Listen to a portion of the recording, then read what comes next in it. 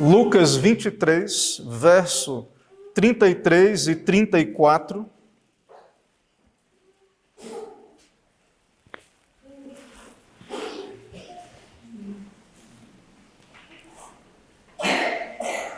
A Santa Escritura, a palavra do Senhor nosso Deus, diz assim: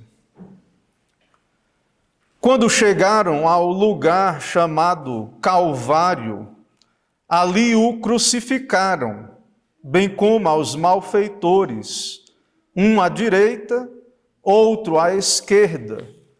Contudo, Jesus dizia: Pai, perdoa-lhes, porque não sabem o que fazem. Então, repartindo as vestes dele, lançaram sortes. Vamos orar, irmãos. Senhor Deus, Deus nosso, Todo-Poderoso, Pai, te adoramos, ó Deus, nesse dia do Senhor, nesse momento em que vamos ouvir a pregação, a exposição da palavra do Senhor. Pedimos, dá-nos a tua graça, ó Deus, dá-nos olhar para Cristo por meio da pregação, da exposição do texto. Dá-nos a bênção, ó Deus, do teu Espírito. Venha o teu reino aqui, ó Deus, sobre nós. Santifica a tua igreja, o teu povo. Também pedimos, ó Deus, salva pecadores perdidos. Usa a tua igreja, a pregação, o anúncio do Evangelho, a boa nova, para alcançar os teus, ó Deus, para produzir convicção de pecado, produzir, ó Deus, quebrantamento naqueles que ainda estão distantes, indiferentes ao Senhor, ao teu amor. Ó Deus, revela Cristo Jesus aos pecadores, atrai, ó Deus, os teus eleitos ao Senhor mesmo. Assim dá-nos a tua bênção, é o que pedimos e oramos, no nome de Jesus. Amém. Amém. Meus irmãos, nós estamos aqui diante da narrativa da crucificação do nosso Senhor. Aquele que era, desde o princípio, que estava com Deus, habitou entre nós, estava no mundo.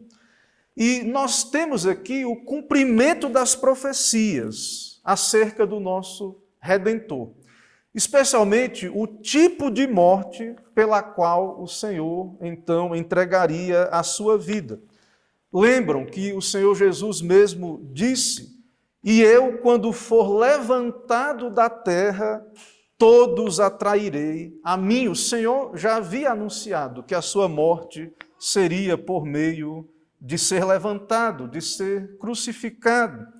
E então, aquele por meio do qual todas as coisas foram criadas, aquele que tabernaculou entre nós, está suspenso. O texto nos diz, foi crucificado, levantado da terra, e isso cumpriu o conselho eterno de Deus, a vontade de Deus. E ao mesmo tempo, Jesus se entregou como oferta pelo pecado. Vemos então aqui o justo dando a sua vida pelos injustos, e tudo isso, irmãos, para nos conduzir a Deus.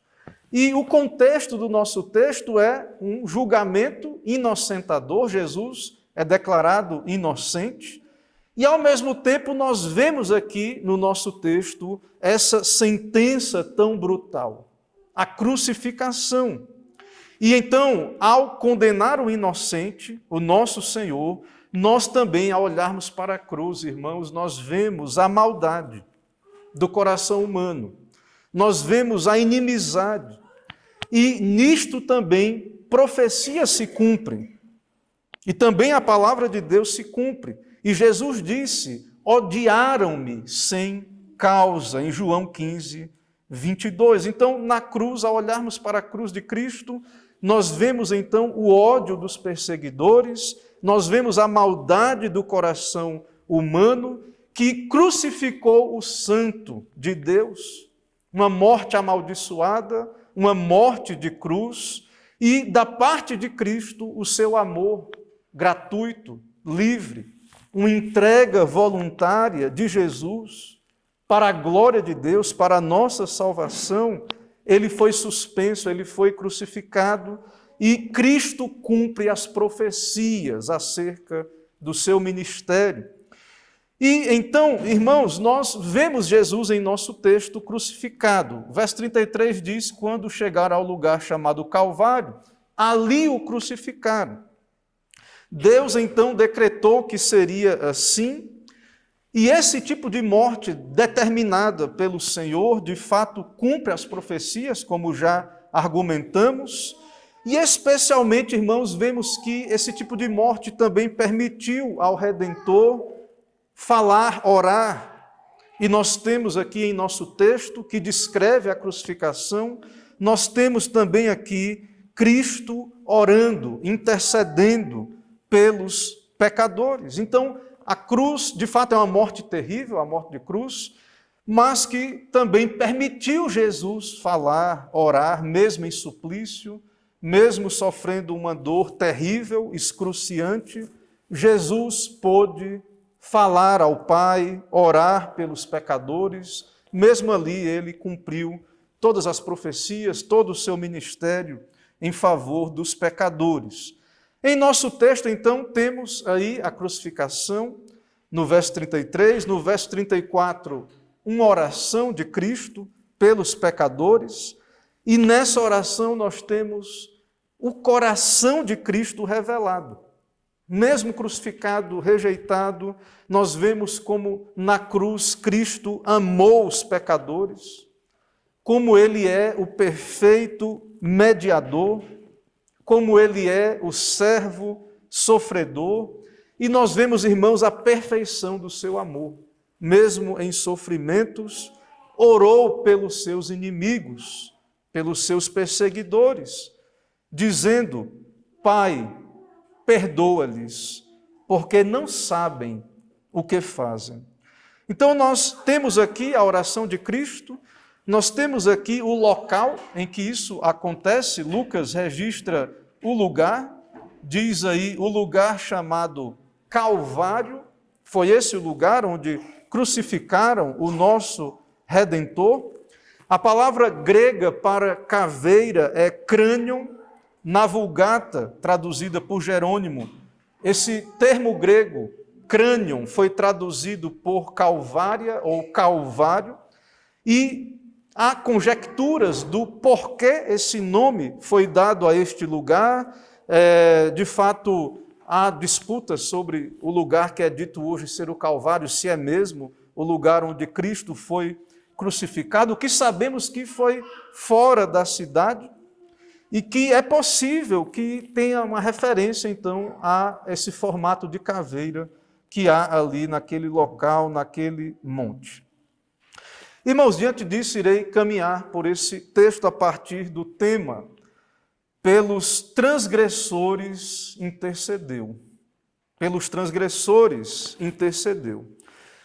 Em primeiro lugar, no nosso texto, no verso de número 33, eu peço que o irmão considere a pessoa do mediador. Você deve olhar, a partir desse texto, para a pessoa do mediador. Quando chegaram ao lugar chamado Calvário, ali o crucificaram, bem como aos malfeitores, um à direita e outro à esquerda. Então, olhe para Cristo, olhe para a cruz de Cristo. Por meio da palavra, desse texto, olhe para a pessoa única do Redentor, a sua morte que é única. Mesmo estando entre dois malfeitores, de fato a morte de Cristo ela é totalmente diferente da morte dos mártires ou dos santos. É uma morte única, é a morte do Filho de Deus. É o Rei dos Reis que está na cruz, derramando a sua vida majestosa e demonstrando algo extraordinário, irmãos, a grande clemência. Veja, Cristo está sofrendo, pendurado no madeiro, mas a sua oração não é por ele mesmo, mas ele ora pelos pecadores, ele intercede pelos pecadores. Como é que encontramos Cristo na cruz? O que é que, em primeiro lugar, vemos na cruz? Cristo orando pelos inimigos, pelos transgressores. Então, diante do mais terrível pecado, a rejeição do Redentor, nós vemos Cristo em oração, orando pelos pecadores. Meus irmãos, diante disso, será que podemos levantar objeção ao ensino do Senhor sobre amar os inimigos e os que nos perseguem? Nós vemos então na cruz, em um estado tão terrível, Jesus em oração pelos pecadores, e ao observar a clemência, o amor, a paciência, a longanimidade, nós também podemos ver na cruz que, de fato, Cristo morreu por grandes pecadores. De fato, nós temos conforto e esperança na cruz, porque grandes pecadores, como eu, como você, são salvos, podem ser salvos pela graça de Deus. Veja, Cristo orou por inimigos. Cristo orou por você, inimigo de Deus por natureza. Cristo intercedeu de maneira especial, profética, por aqueles pecadores diante de si, mas sabemos e temos no Evangelho de João, capítulo 17, ele ora por todos os seus eleitos, e o resultado dessa oração é algo que vai ser visto no livro de Atos dos Apóstolos. Muitos desses judeus que crucificaram a Cristo se converteram, foram convertidos. E isso, irmãos, cumpre as profecias. Em Isaías 53, falando do mediador, diz: por isso lhe darei a parte de muitos, e com os poderosos repartirá ele o despojo, porquanto derramou sua alma na morte, foi contado com os transgressores, mas ele levou sobre si o pecado de muitos e intercedeu pelos transgressores. Então, Cristo na cruz cumpre as profecias. Meus irmãos, e Riley comenta sobre isso, nós não fazemos ideia, não sabemos quantos se converteram como consequência dessa oração de Cristo na cruz. Logo após a sua morte, ressurreição, ascensão, nós sabemos que o Evangelho foi pregado e o dia de Pentecostes 3.000 se converteram, muitos se converteram ali pelo ministério dos apóstolos. Então, possivelmente até mesmo o próprio ladrão da cruz que se converteu, que estava ali perto de Cristo, possivelmente então, sim, como resposta a essa oração. Mas na frente, na própria cena da crucificação, um centurião afirmou, após então todos aqueles eventos, verdadeiramente este homem era justo. E todo o povo ali, então o texto diz, se retirou a lamentar, batendo nos peitos. Então essa oração de Cristo pelos seus inimigos, pelas evidências que temos aqui várias evidências de que houve já ali conversões, e também conversões em Pentecostes e tantas outras que no último dia saberemos. E claro, Deus ouve esta oração, responde esta oração, e muitos de fato foram alcançados e Jesus orou, intercedeu. Nisto, irmão, nós temos então a bondade, o amor, a clemência de Cristo. Nós temos também da parte de Cristo um exemplo para nós. Jesus, então, claro, é único, o seu sofrimento é único, são essas obras perfeitas que nos salvam. Nós jamais podemos ser como Cristo nesse sentido, somos pecadores imperfeitos, mas, irmãos, nós também, ao olharmos para a cruz, nós que já somos salvos, nós então podemos ter um exemplo de amor, de como é o amor de Deus e o tipo de amor que Deus requer de nós. E nós somos incentivados a amar os nossos inimigos, como Jesus nos ensinou, não retribuir mal com o mal, mas pagar o mal com o bem. Isso, irmãos, é possível pela graça de Deus. Por que é que nós podemos orar pelos inimigos, pelos ímpios que estão aí fora? Nós temos em Cristo, então, esse modelo. Mesmo que Jesus diz, Pai, perdoa-lhes porque não sabem o que fazem, ou seja, ignorância. Jesus alega na oração ignorância, mas são pecadores. A ignorância, irmãos, não perdoará o pecado no último dia. É necessário perdão, é necessário sangue para perdoar pecados, mesmo pecados de ignorância, de incredulidade. Aos olhos de Deus, diante de Deus, é pecado. Jesus também morre por pecados de ignorância, pessoas que nada sabem de Deus, do Evangelho, dessas verdades, são pecadoras. Deus as criou originalmente com a sua lei no coração, são criaturas de Deus, devem obediência a Deus, e se não houver arrependimento, conversão, regeneração, estarão perdidas. É necessário que se arrependam, é necessário novo nascimento, conversão. Ou seja, o estado de não convertido, de ignorância e de incredulidade, não irá justificar ninguém.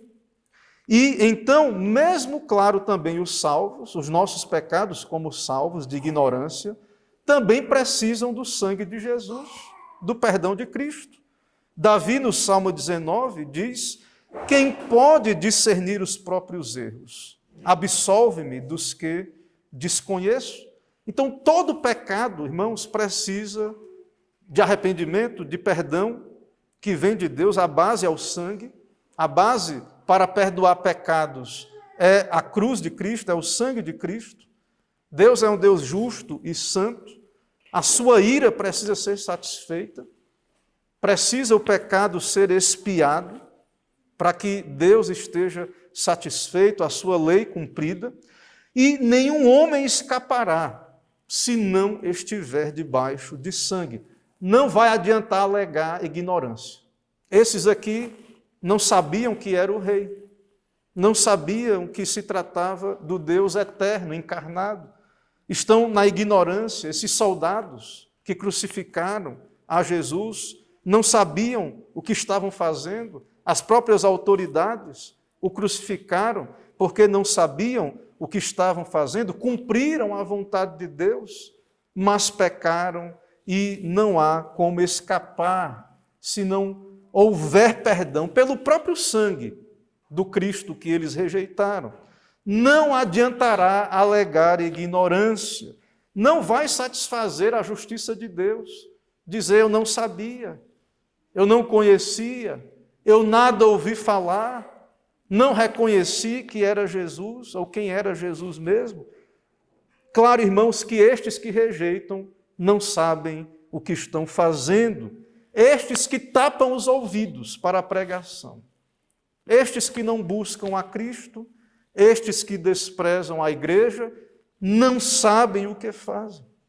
São loucos na sua incredulidade. Nós éramos assim. Se não fosse a graça de Deus, estaríamos nesse estado. Mas Deus teve misericórdia de nós, enviou a pregação, enviou o seu Espírito, e nós podemos ver Cristo pela fé. O Senhor realmente nos convenceu de quem somos por natureza, e então Deus nos dá o Evangelho, a boa nova, a pregação do reino de Deus, de que Cristo é o Rei crucificado, que ressuscitou, para que você, então, contemple a glória de Cristo, crucificado, humilhado, por você, pecador.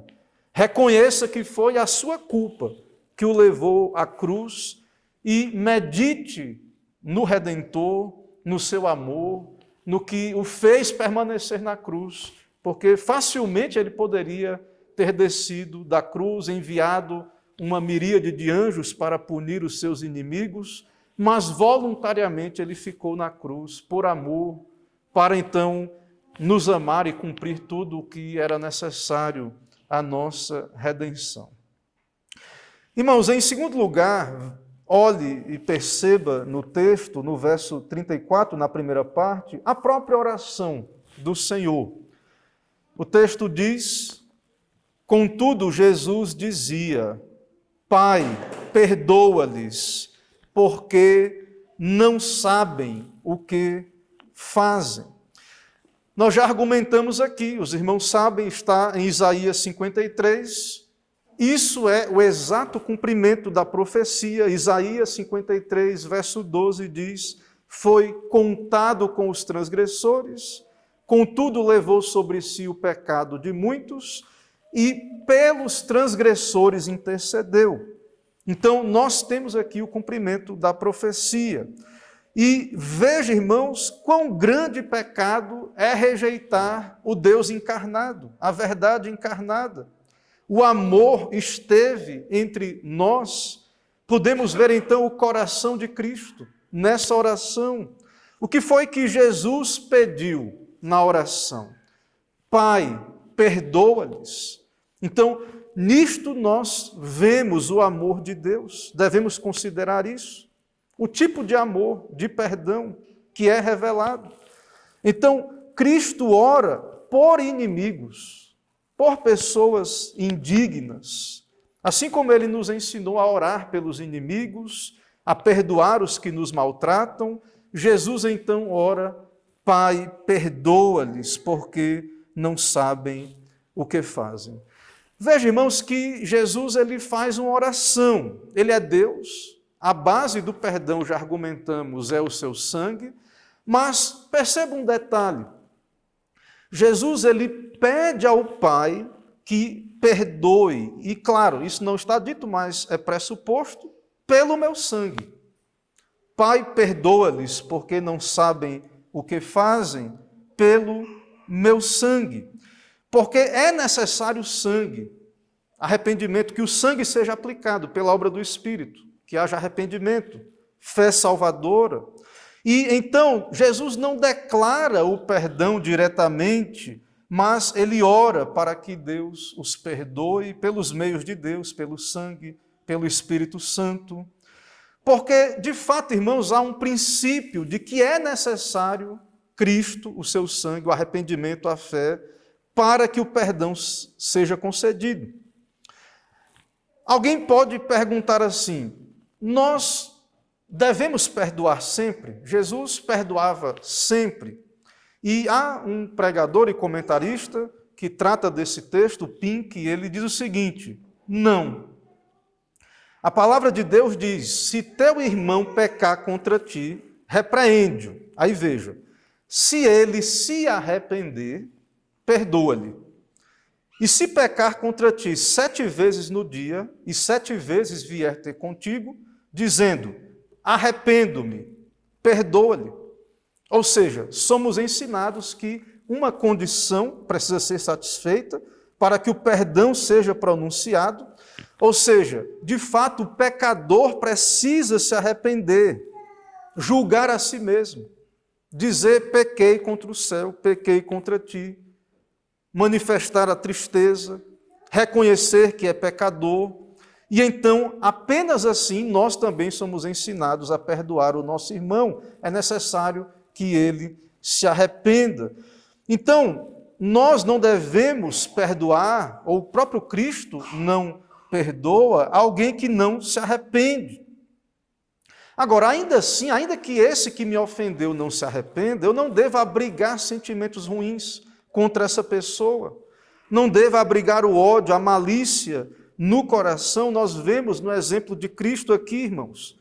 Nós devemos orar pelos que nos perseguem, mas nós não devemos tão somente dizer que podemos declarar perdão como se não houvesse mal algum, porque isso seria fechar os olhos à ofensa, fechar os olhos à justiça de Deus, e o próprio Deus não perdoa onde não há arrependimento. O próprio Deus nos ensina na Escritura, se confessarmos os nossos pecados, Ele é fiel e justo para nos perdoar e nos purificar. É necessário arrependimento, é necessário confessar os pecados, mas mesmo que é Deus quem perdoa, é necessário que essa pessoa creia, se arrependa, que o Espírito aplique a ela as graças de Cristo, mas eu posso orar por ela, eu posso ter um coração aberto ao perdão, e aqui nós temos em Cristo o exemplo valioso de Cristo perfeito. Quem perdoa de fato é Deus, o próprio Cristo também pelo seu sangue, mas nós podemos orar, e Cristo orou também para que os homens fossem perdoados, que Deus os perdoasse mediante o seu sangue e o arrependimento. Ou seja, nós temos aqui a oração de Cristo, nós sabemos que o perdão é possível, pois uma expiação foi feita pelas obras de Cristo. Cristo, então, ao orar, Pai, perdoa-lhes. Ele está dizendo, porque eu morri na cruz pelo meu sangue, perdoa-lhes pelo meu sangue derramado na cruz. E essa, irmãos, é a maior necessidade de todos nós, de todo pecador. Há perdão, e esse perdão é para grandes pecadores, inimigos, rebeldes, todos nós que pecamos contra Cristo.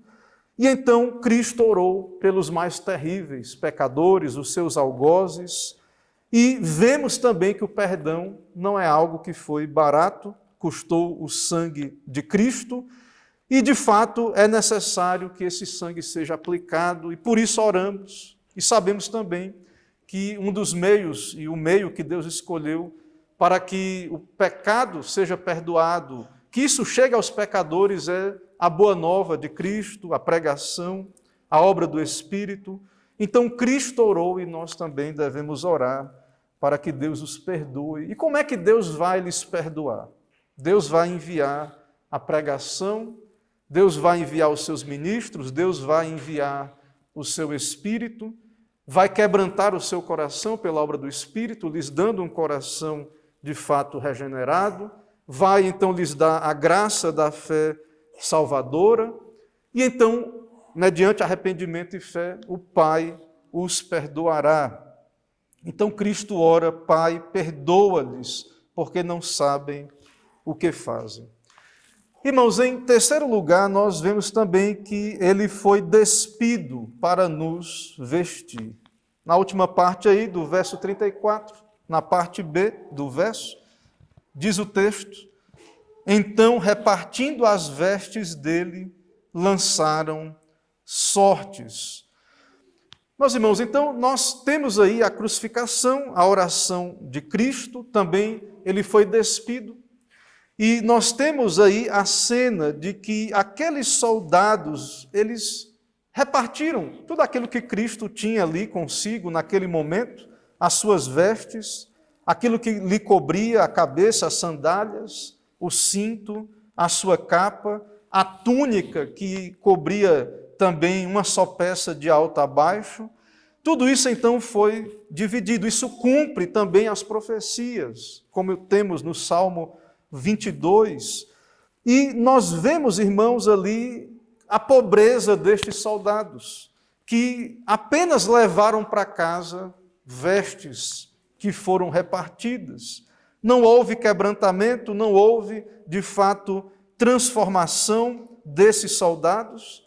Por meio disso, Cristo cumpre o seu ministério, as profecias são cumpridas, ele foi despido, despojado, levado à vergonha, e por isso nós somos vestidos com a sua justiça. E assim como aqueles soldados apenas ficaram com essas coisas terrenas, passageiras, infelizmente, muitos, de fato, vêm à igreja, ouvem pregações, mas apenas têm coisas dessa terra, ou procuram coisas dessa terra, e, infelizmente, muitos se perdem. Mas medite, irmãos, ao olhar para a cruz, para Cristo pendurado, despido, medite em Cristo, busque as riquezas de Cristo, medite nos seus sofrimentos. Quão terrível sofrimento, então, Cristo padece na cruz. Então, ao morrer, alguém já disse, a morte de cruz é como se alguém morresse 1000 mortes, longos cravos atravessando as suas mãos e pés, horrores de estar suspenso, os seus tendões, então, rompidos, tudo aquilo, todo aquele peso sobre o nosso Redentor. Mas muito mais, irmãos, ainda do que os sofrimentos físicos, torturas físicas, todo o inferno eterno foi colocado sobre Cristo, na cruz do Calvário. Cristo suportou todo o inferno. Aquele que viveu eternamente com Deus em bem-aventurança, em comunhão com o Deus Trino, sendo Deus eterno, a segunda pessoa da Trindade, desceu dos mais altos céus e suportou o mais profundo do inferno em nosso lugar, naquelas horas da cruz do Calvário. Então veja, irmãos, que nós não podemos trocar estas bênçãos espirituais, estas graças, tudo isto pelo qual Cristo morreu e comprou por nós, pelas coisas fúteis desse mundo, como esses soldados que apenas ficaram com as vestes de Cristo, mas nós devemos, de fato, valorizar acima de tudo Cristo, ir a Cristo para a nossa vida, salvação e santificação, e ser achados, irmãos, vestidos dele, revestidos do nosso Senhor. Especialmente diante da mesa do Senhor, irmãos, que possamos, então, olhar para Cristo, meditar nos seus sofrimentos, fazer um autoexame se, de fato, essas graças pelas quais Cristo morreu estão em nós, o amor de Deus e tudo isso que vemos aqui no nosso texto, e, de fato, irmãos, buscar uma comunhão real com Cristo e os efeitos, de fato, desta obra em nossas vidas. Que o Senhor, então, nos abençoe, que o Senhor fortaleça a sua igreja e aplique estas graças ao nosso coração. Irmãos, vamos orar nesse momento. Ainda sentados, vamos orar.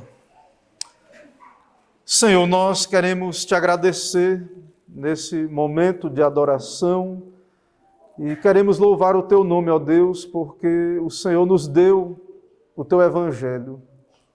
Ó Deus, muito obrigado pela tua palavra.